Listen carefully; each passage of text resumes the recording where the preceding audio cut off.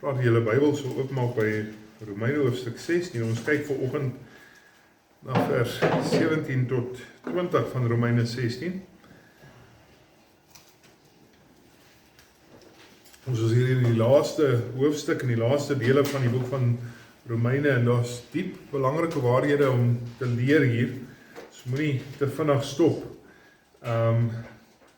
voordat ons 'n boek lees, en ons moenie, dat weet mos hoe werk dit nie, ons raak op autopilot hier in die einde van 'n boek.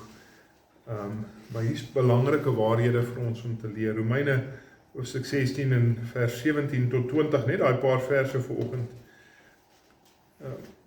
Paulus skryf in die gemeente, hy sê, ek vermaan julle broeders, hou hulle in die oog wat tweedrag en aanstoot veroorsaak teen die leer wat julle geleer het, en vermy hulle. Want sulke mense dien nie ons Here Jesus nie, maar hulle eie buik, en hulle verlei deur hulle vriendelikheid en mooi woorde die harte van die eenvoudiges. Want hulle gehoorsaamheid het algemeen bekend geword, en daarom verbly ek my oor julle, en ek wens dat julle wys mag wees teenoor wat goed is, maar onkundig teenoor dit wat sleg is. En die God van vrede sal die Satan spoedig onder julle voete verbrysel. Die genade van ons Here Jesus Christus sy met julle almal. Amen. Dit ons geleesde gedeelte vanoggend, en kom ons bid dat die Here vir ons sal help om ook te verstaan dit wat hy vir ons wil leer uit sy woord uit hier. Kom ons bid. Here, U is ons hoop en ons vreugde, en daarom is ons begeerte om U te verheerlik in alles wat ons doen. En as ons dan vanoggend hier besin oor valse lering, Here, dan bid ek dat U vir ons sal help om waaksaam te wees. Dat ons sal waaksaam wees, nie net ter wille van ons eie geestelike veiligheid nie, maar dat ons bo alles, dat ons waaksaam sal wees teen valse lering, want valse lering verheerlik U nie. En ons begeerte is om U te dien en te eer. En so help ons, Here, om regtig daarom die stryd te stry teen valse lering, en ons self paraat te hou vir die aanslag van die bose ook deur dit, dat ons sal leef tot verheerliking van U elke dag, ook in dit. Ons bid dit in Jesus naam. Bly ons nou. Amen. Nou, daar's baie vrae oor volgens se teks. Die vraag gaan eintlik oor, mense sê hierdie teks pas nie. Ons het laasweek gekyk na Paulus se besondere liefde vir hierdie gemeente, hoe hy mense in die gemeente, selfs al was hy nog nooit daar nie, hoe hy individue in die gemeente gegroet het. En volgende week dan kyk ons na hoe Paulus se mede reisgenote ook mense in die gemeente groet, want hulle ook ken mense daar. En dan uiteindelik daardie pragtige seëngroet aan die einde van die hoofstuk ook. Maar ons teks is sterk woorde van waarskuwing teen valse leraars. Hoe pas dit in? Maar kom ons dink vir 'n oomblik daaraan. Paulus het nou net vir ons laasweek gewys, sy blydskap uitgespreek oor hierdie besondere eenheid wat daar in die gemeente was. Hierdie besondere eenheid ten spyte van hulle verskille, ten spyte van die feit dat sommige Jode was en ander heidene, ten spyte daarvan dat sommige ryk was en sommige arm was, ten spyte daarvan dat sommige mans was en vrouens was, ten spyte van al hierdie dinge is daar hierdie hegte band van liefde in hierdie gemeente gewees, en was daar samewerking vir die werk van die Here. En as daar een ding is wat eenheid en liefde onder mekaar kan vernietig, is dit valse lering. Alle gemeentes word bedreig deur valse lering. In die eerste eeu was dit alreeds 'n bedreiging. Dink vir 'n oomblik hier, die Here Jesus Christus het nou net gesterf. Die apostels is die leraars van die kerk. En toe reeds was valse lering alreeds daar. En deur die eeue, die laaste 20 eeue, was daar nog steeds valse lering oral in die kerk sigbaar. En steeds vandag in ons moderne tyd is dit 'n bedreiging. Valse lering is 'n bedreiging, en as die gemeente wat in Rome die hoofstad van die antieke wêreld was, die gemeente is aan wie hy skryf, hoeveel te meer nie daar, in die hoofstad, die handelshoofstad van die hele wêreld, sou daar nie 'n gevaar wees van valse lering nie. En Paulus dan, die apostel van die heidene, het hierdie verantwoordelikheid om die gemeentes te waarsku teen valse lering. En hy waarsku die gemeente in Filippi, in Filippense 3 vers 2 tot en vers 18 tot 19. Hy waarsku die gemeente in Kolosse, in Kolossense 2 vers 16 tot 23. En dan hier, nadat hy gepraat het oor die pragtige eenheid in hierdie gemeente, sê hy, maar wees gewaarsku, hier is iets wat die eenheid kan vernietig. Pas op vir valse lering. Valse lering was 'n groot dreigement vir die besondere eenheid en is nog steeds 'n groot dreigement vir die besondere eenheid binne die kerk van Jesus Christus. En daarom dan vanoggend ons teks, ons kyk na 'n waarskuwing teen valse lering en die gemeente moet daarom paraat wees teen die infiltrering van valse lering. En ons kyk vanoggend na 'n drievoudige vermaning deur die apostel Paulus. Drievoudige vermaning. Die eerste deel van die vermaning daar is 'n pleidooi vir waaksaamheid. 'n Pleidooi vir waaksaamheid. En ons kyk na vers 17 van ons teks daar. Paulus sê, ek vermaan julle broeders nou, hou hulle in die oog wat tweedrag en aanstoot veroorsaak, wat teen die leer is wat julle geleer het, en vermy hulle. Ons moet waaksaam wees teen sulkes wat lering bring wat teenstrydig is met die skrif. Hoekom? Want sê Paulus in vers 17, hulle veroorsaak tweedrag. Hulle veroorsaak probleme, hulle verhoed geestelike groei in die gelowiges. En dit doen hulle, sê Paulus in vers 17, dit doen hulle deur te leer wat teen die leer is wat julle geleer het. Deur te leer dit wat in stryd is met die leer van die apostels, dit wat in stryd is met die leer van die ware evangelie.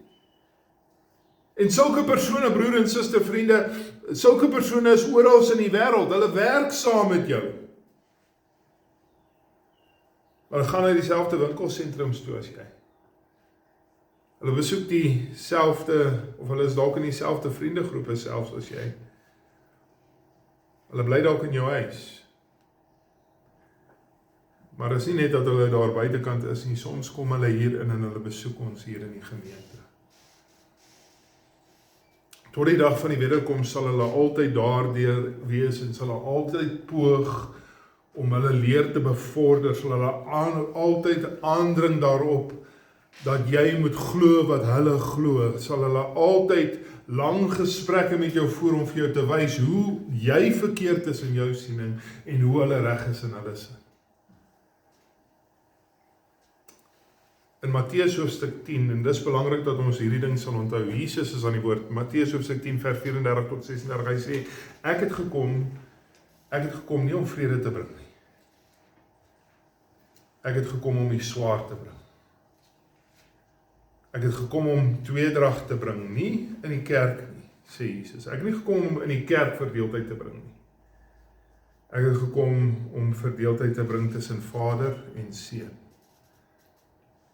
Tussen moeder en dogter, tussen skoondogter en skoonma. Jou vyande sal die mense wees van jou eie huisgesin, sê Jesus.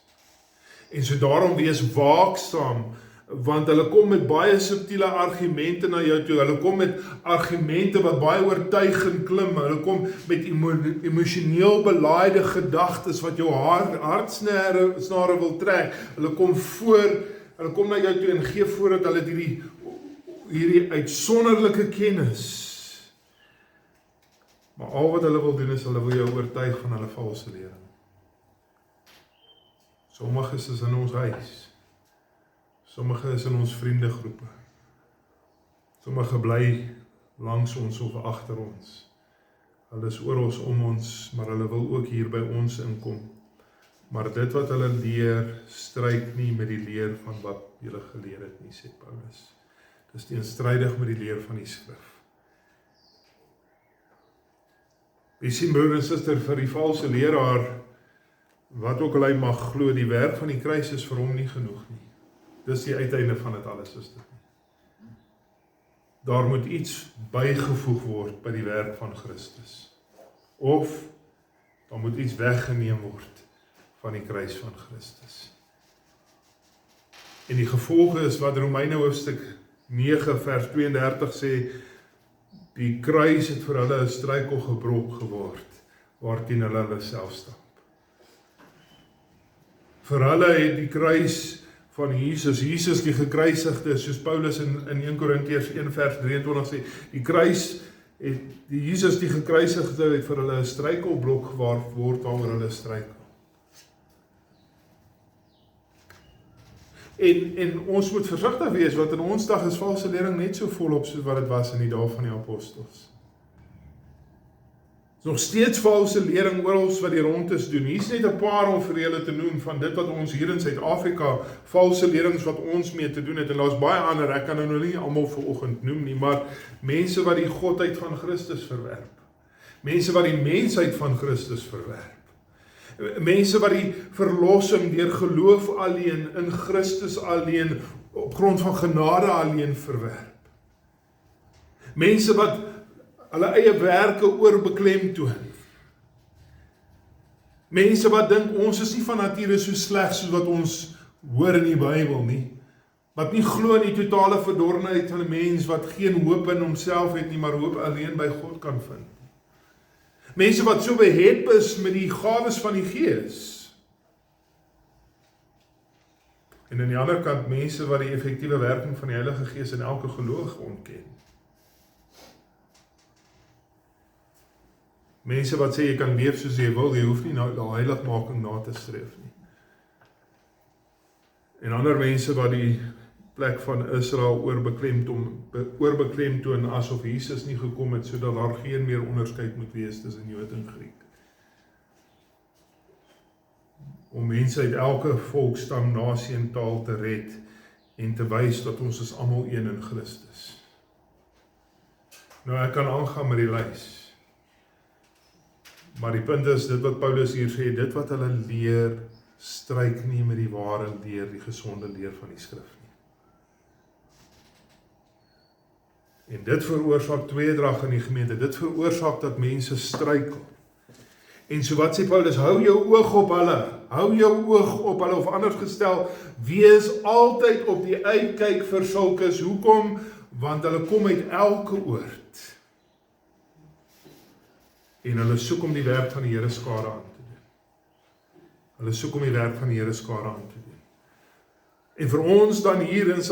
Hoe moet ons ons oog op hulle hou? Vir ons oog op hulle te hou, het ons die verantwoordelikheid om wat te doen. Handelinge 20 vers 27. Ek vermaan julle om die hele raad van God te verkondig. Hier is die mees effektiewe manier om valse lering te weerstaan. Die mees effektiewe manier is deur eksposerende prediking. Die mees effektiewe manier is om sistematies vers vir vers deur die hele Bybel te leer. Hoekom? Want dan is dit God wat spreek, nie mense nie. Dan is dit nie my opinie wat ek op 'n Sondag hier vir julle bring nie, maar die woord van God. Ons moet deur die gesonde leer deurdrenk word, sê 2 Timoteus 1 vers 13. Broer en suster, die waarskuwing is in 1 Petrus 5 vers 8. Die waarskuwing is, wees nugter. Wees waaksaam, want julle teestander, die duiwel, loop rond soos 'n brullende leeu en hy soek, wie kan hy verslind?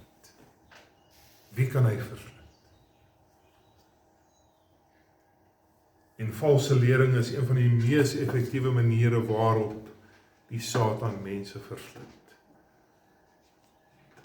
En daarom wees waaksaam. Maar tweedens dan, 'n oproep tot afsondering, vers 18. Nou die einde van vers 17 is eintlik waarop my fokus is, want die res van vers 18 verduidelik net wat vers 17 sê.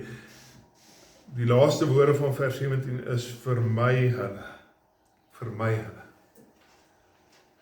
Nou dit klink baie kras, nee, in ons moderne wêreld veral, want ons moderne wêreld sê, ons moet probeer om verdraagsaam te wees teenoor alle mense, wees verdraagsaam teenoor almal, selfs omhels hulle wat van jou verskil.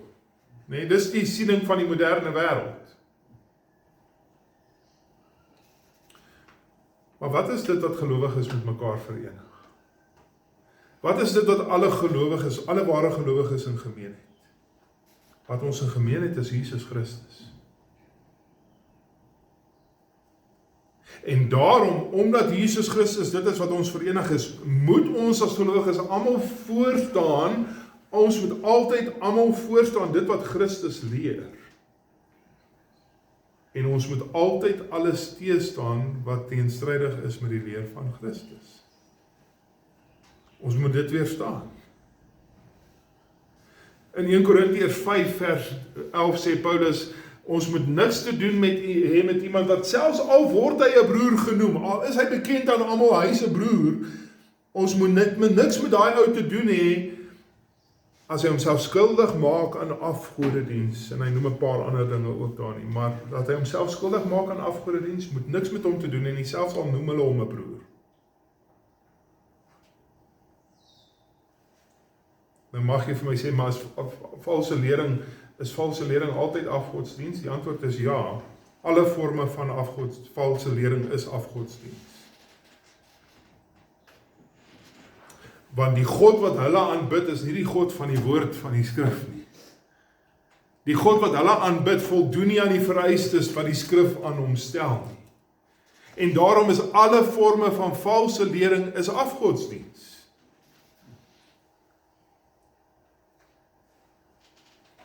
En daarom moet ons hulle juis vermy, sê Paulus. Ons moenie eers saam met hulle eet nie. Want sulke mense, sê Paulus, dien nie die Here, ons Here Jesus nie, maar wat dien hulle? Hulle dien nie ons Here Jesus nie, maar hulle aanbid, of hulle dien hulle eie buik. Nou wat bedoel hy daarmee? Hy bedoel nie letterlik hulle aanbid hulle maag nie. As Paulus sê hulle aanbid hulle buik, dan sê hy presies dieselfde, hy gebruik dieselfde grafiese metafoor in die Filippense 3 vers 19, as hy sê, hulle God is hulle buik. Wat bedoel hy by dit? As Paulus sê, hulle God is hulle buik, as hy sê, hulle aanbid hulle buik, wat hy daardeur bedoel is, hy sê, hulle geloof is nie gebaseer op die ware leer van die woord nie. Hulle geloof is gebaseer op hulle persoonlike opinies. Is gebaseer op hulle eie ondervindings. Dis hulle eie begeertes, dit wat hulle self soek, dit wat hulle behoeftes is in hulle self, dis wat hulle dryf. En dis nie die woord van God nie. In Jakobus 3 vers 15 sê dit dat wat hulle najaag is nie die wysheid wat van bo kom nie. Wat hulle najaag is dit wat aards is, dit wat natuurlik is, en dit wat duiwels is, sê Jakobus, die broer van ons Here Jesus. En so dis 'n beheptheid met lering wat teenstrydig is met die leer van die skrif. Dis 'n beheptheid met dit wat persoonlike voorkeure en persoonlike bevrediging gee.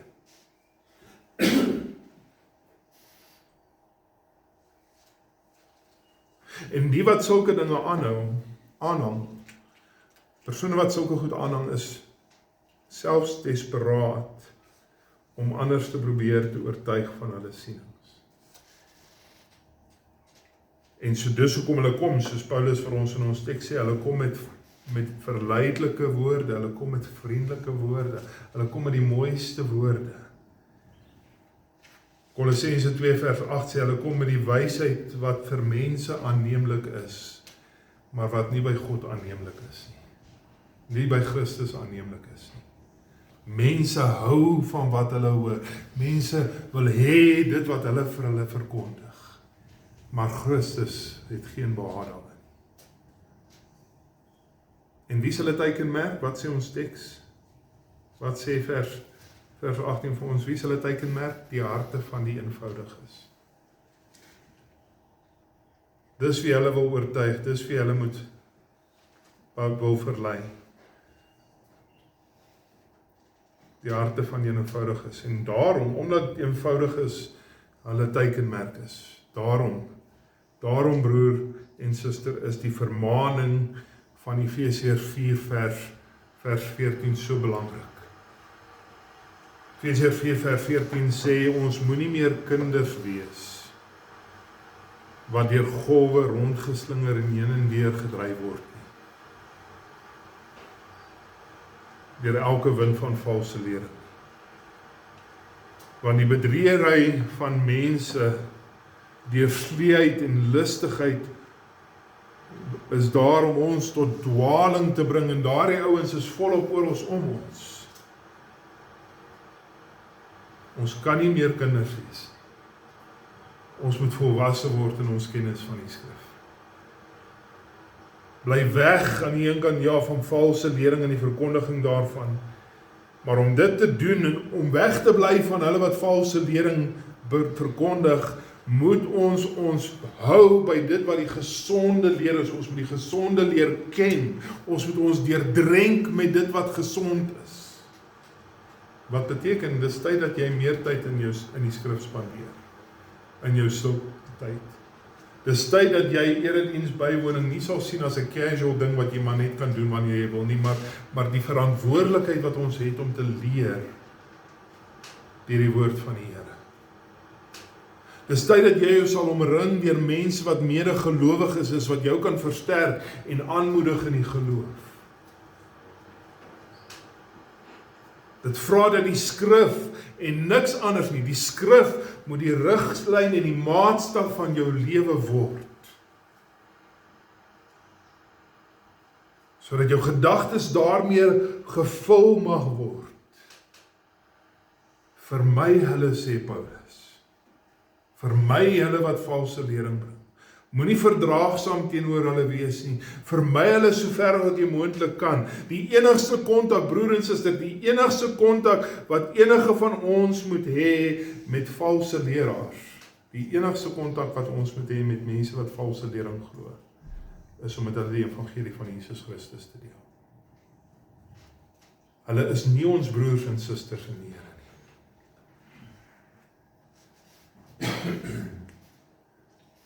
Elke valse leraar, elkeen wat valse lering glo, is 'n dienaar van hulle meester, die Satan, nie Christus nie. Jy het nie nodig om na valse lering te luister nie. Die oomblik wat jy vasstel dat dit wat iemand glo nie stryd met die leer van die skrif nie, vermy hulle. Stap weg van hulle af. En omring jouself deur hulle wat die waarheid van Jesus Christus liefhet, sodat ek hoop jy dit ook lief. Derdens en laastens, 'n aandrang op onderskeidingsvermoë, vers 19. 'n aandrang op onderskeidingsvermoë. Nou die gemeente in Rome, sê Paulus, hulle is algemeen bekend vir hulle gehoorsaamheid. En dit maak sy hart bly, hy is dankbaar vir dit, maar terselfdertyd is daar iets wat hom 'n diep begeerte by hom vir hierdie gemeente. En dis 'n diep begeerte vir my, vir julle as gemeente. Wat is daardie diep begeerte? Dat hulle mag wys wees teenoor dit wat goed is. Dat hulle onkundig sal wees oor dit wat sleg is. Dat hulle wys sal wees, dat hulle wys mag wees oor wat goed is, onkundig mag wees oor dit wat sleg is. Luister wat sê die Here self, treffende aanklag wat die Here maak in Jeremia 4 vers 22 teen sy eie volk. Hy sê, want my volk is dwaas, my ken hulle nie. Dwaase kinders is hulle. Hulle is onverstandig, sê die Here. Slim is hulle om kwaad te doen, maar om goed te doen weet hulle nie. En wil ek vanoggend vir julle sê, dis nie net waar van die volk van Israel van ouds nie. Die tragedie is dat daar baie vandag, selfs binne in die kerk, mense wat kundig is in die kwaad doen, maar wanneer dit kom by dit wat reg is, dan is hulle dwaas. Die oproep, broer en suster, in 1 Korintiërs 14 vers 20 is: broers, moenie kinders wees in julle verstand nie, maar wees kinders in boosheid. Wees volwassenes in die verstand. Dis die oproep. Die oproep is, dit wat Filippense 2 vers 15 vir ons sê, dat ons moet onberispelik en opreg wees, kinders van God, sonder gebrek, ten midde van 'n krom en verdraaide wêreld onder wie ons moet skyn. Ons is veronderstel om in daardie krom wêreld te skyn as ligte in hierdie wêreld. En so die vraag daarvan is, die vraag wat dit vra is, dat ons moet meer tyd in die woord van God spandeer, broer en suster. Ons moet meer tyd onder die verkondiging van die woord spandeer, ons moet meer tyd in die gemeenskap van gelowiges spandeer, sodat die woord van God, soos Josua hoofstuk 1 vers 8 vir ons sê, nie uit ons mond sal wyk nie. Sodat die woord van God, Psalm 119 vers 105, dat die woord van God 'n lamp vir my voet sal wees en 'n lig vir my pad. Sodat die woord van God, 2 Timoteus 3 vers 15, vir jou sal wys maak aangaande die saligheid van die geloof in Jesus Christus. Want hier is die ding, broer en suster. 2 Timoteus 3 vers 16 en 17. Die hele skrif is deur God ingegee, vir watse rede? Hoekom het God vir ons die skrif gegee? Want dit is nuttig tot lering, dit is nuttig tot weerlegging. Dis nuttig daarin om ons reg te wys, om ons te onderwys wat is die weg van geregtigheid. Sodat wat? Sodat die mens van God volkome kan wees, vir elke goeie werk toegerus. Ek herinner julle aan die woorde van Psalm 1. Nee, ons ken daai woorde. Ons ken dit van ons kinderdae. Psalm 1 vers 1 tot 3. Welgeluksalig is die man wat? Die man wat wandel nie in die raad van die goddelose nie. Die man wat nie staan in die weg van die sondaars nie, wat nie sit in die kring van die spotters nie. Welgeluksalig is die man wat waar, maar sy behaag, wat sy behaag vind in die wet van die Here. En dit oordink hy dag en nag. Hy sal wees, sê die psalmis, soos 'n boom wat geplant is by waterstrome, wat sy vrug gee in sy tyd, waarvan die blare nie sal verwelk nie, en alles wat hy doen, sal hy voorspoedig uitvoer.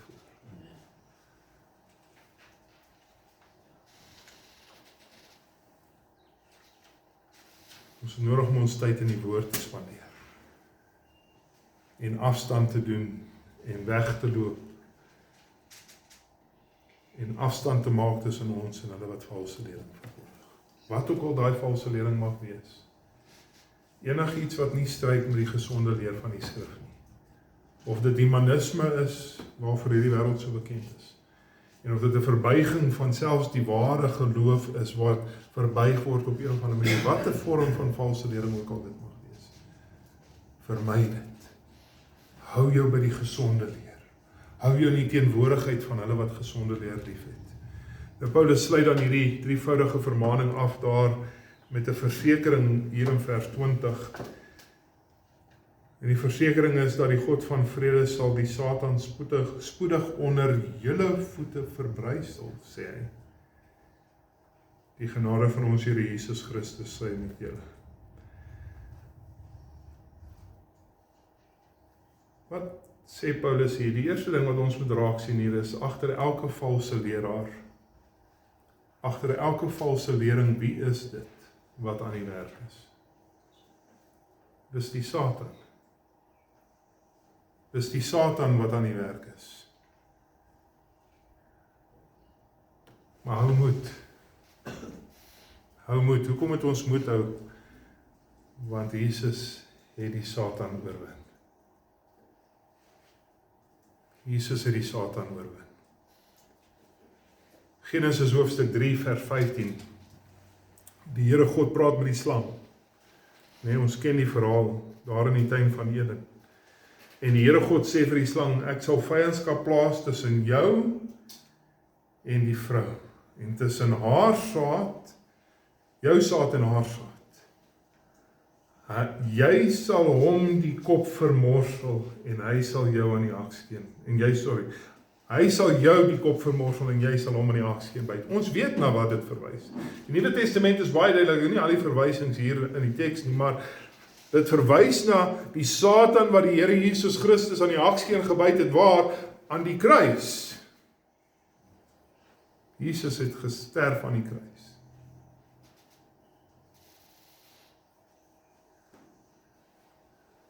Maar in die sterf aan die kruis het Jesus Christus die Satan se kop vermorsel, want wat gebeur in die kruis? Aan die kruis het Jesus nie net die sonde en die dood oorwin nie. Aan die kruis het Jesus die Satan oorwin. En die gevolg dan is Efesiërs 1 vers 22, hy het alle dinge onder Christus se voete onderwerp en hom as hoof aangestel oor alle dinge in die gemeente. Al Christus se vyande, insluitend die Satan, word deur die Here, Psalm 110 vers 1, die voetstoel van die Here Jesus gemaak. Al sy vyande is sy voetstoel gemaak. En so nou hier is die vraag, as Jesus Christus 2000 jaar terug die Satan oorwin is, hoekom sien ons hom nog werk? Hoekom is hy nog aktief in die wêreld? Hoekom is daar nog 'n ding soos valse lering vandag? Hoekom is dit dat hy nog steeds blyk om te kan doen wat hy wil doen? Ek hou van hoe die Purityne dit gestel het. Die Purityne het gesê dat die Satan is aan 'n ketting gebind by die kruis. En hy kan net so ver gaan as wat die ketting hom toelaat om te gaan.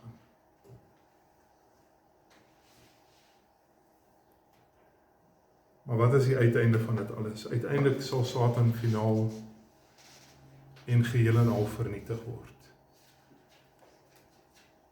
En dit sal gebeur wanneer? By die wederkoms van ons Here Jesus Christus. Openbaring 20 vers 10 sê vir ons, dat dan sal die Satan en al sy demone in die vuurpoel, van die poel van vuur en swavel gegooi word. Finaal vernietig wanneer Jesus Christus weerkom. Dit weet ons. Maar intussen, tot op daardie dag wanneer Jesus Christus weerkom. Intussen kan hy die ware gelowiges nog steeds versoek. Ja. Kan hy die ware gelowiges vir 'n tyd lank nog mislei? Ja. But he cannot have us.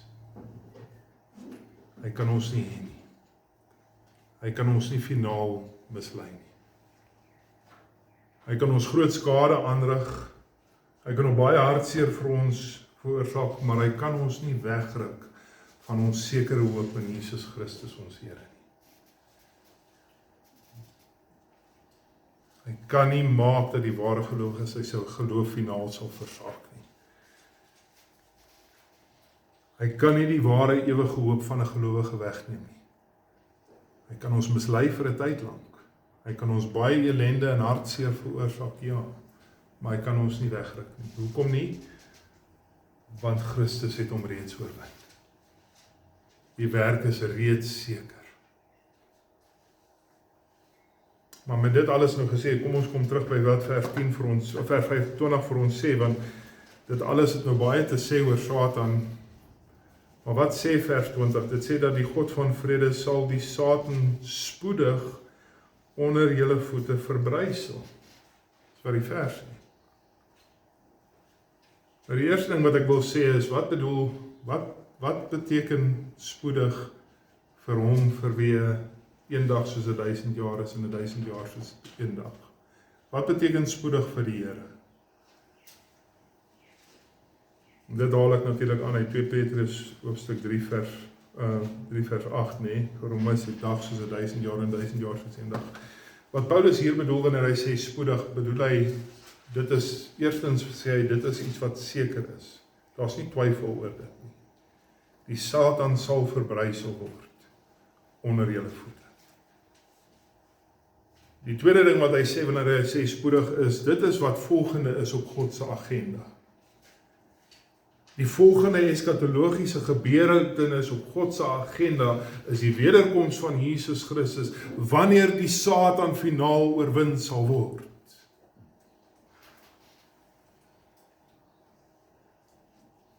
Ja, Satan mag ons nog treiter en pla. Hy mag ons nog in hierdie tydelike oomblik mislei vir 'n oomblik. Hy mag poog om ons afvallig te maak, ja, terwyl ons nog in hierdie tydelike bestaan leef, kan hy nog al hierdie dinge doen, maar dit weet ons seker, daar kom 'n dag, wanneer die Satan finaal vernietig sal word. En elke ware gelowige wat in Jesus Christus glo, die ewige rus sal ontvang. Want my saligheid en jou saligheid is nie afhanklik van my werk of jou werk nie, is dit. Op die versekering van Jesus Christus se dood. En die oorwinning van Satan aan die kruis 2000 jaar gelede. Daar's my hoop. Daar's jou hoop. Maar Paulus sê, hy sal hom onder ons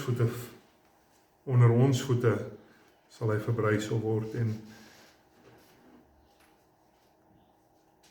dit beteken dat ons gaan deel hê aan sy vernietiging, is dit nie?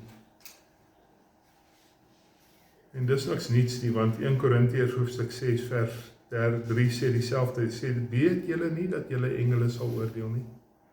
Sê Paulus. Nou ek sal erken, ek verstaan nog nie heeltemal die hele gedagte van hoe ons betrokkenheid sal wees by die finale oordeel van Satan nie. Ek weet nie hoe dit gaan wees nie. Maar wat ek weet is dat dit is wat die skrif ons leer. Dat ons sal deel hê aan daardie finale oordeel. En die finale vernietiging van Satan, sy verwerping in die hel. Maar tot op daardie dag wanneer die Here Jesus Christus kom om ons te kom haal, het ons nodig om ons oog te hou op die valse leraars. Kyk uit vir hulle. Tot op daardie dag wanneer die Here Jesus Christus kom, moet ons, wanneer ons valse leraars kry, moet ons hulle vermy. Stap weg van hulle. Tot op daardie dag wanneer die Here Jesus Christus ons kom haal, moet ons daarop belê om te fokus, om wys te wees in die dinge wat goed is, en om dwaas te wees in die dinge wat sleg is. Dis ons verantwoordelikheid as God se kinders in hierdie wêreld. Want die Satan loop rond soos 'n brullende leeu, en hy soek, wie kan hy verslind? En terwyl hy nie die ware gelowige kan wegruk nie. Broer, suster, ons almal weet, ek ken ek kan uit ondervinding praat, mense wat ek ken, hoe geweldig baie skade hy die ware gelowige kan aanrig. Hoe ver hy 'n ware gelowige kan wegruk van die waarheid van die leer en die liefde vir Christus. Dank God, dat hy daardie persone wat ek nou ken, dat hy van hulle teruggebring het, sommige nog nie. Maar die ware gelowige kan vreeslike skade aangerig word.